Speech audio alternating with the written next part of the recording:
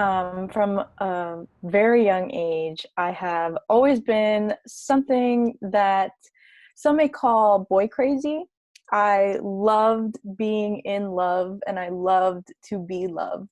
And so I went through my high school career as a committed girlfriend for 3 years. And then after that ended and I went off to college, I ended the relationship to have some fun. And that's what I did. And I fell in love with someone who was very egotistical. He was a Leo. So, he's has some narcissistic tendencies, very confident in himself. And I got sucked right into that. And it turns out that he ended up being my college's like major drug dealer. And that was something that just enticed me even more. I fell in love with learning the language of what he did and, counting the money and doing all the things that come with being a part of that community. And as I slipped further and further into that, I lost so much. And that even carries over to today, 4 years later, the residual pain of what it was like to be in that kind of relationship. And what I learned mostly is that growing pains should never leave bruises. And they did.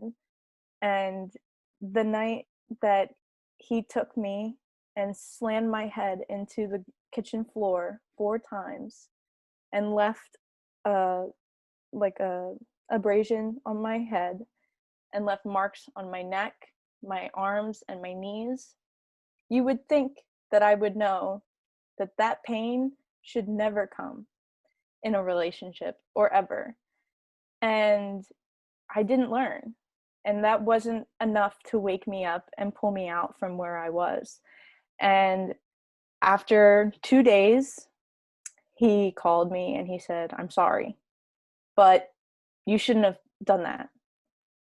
And I put my head down and I said, "You're right. I'm sorry." And for 2 years, I learned to put my head down and say, "I'm sorry. You're right. I'm sorry. I shouldn't have done that. I shouldn't have went there. I shouldn't have said that. I shouldn't have texted them. I shouldn't have added them." And I started losing so many parts, not only of myself, but outside of my own personal bubble. I was stealing money from my parents. I was lying all the time. And my phone became super glued to my hand, learning that I wasn't allowed to miss a phone call. I wasn't allowed to not respond to a text. I wasn't allowed to turn my location off. And it took over 2 years for me to leave that relationship and finally put a legal blockade between the two of us. And even now, those pains still show through.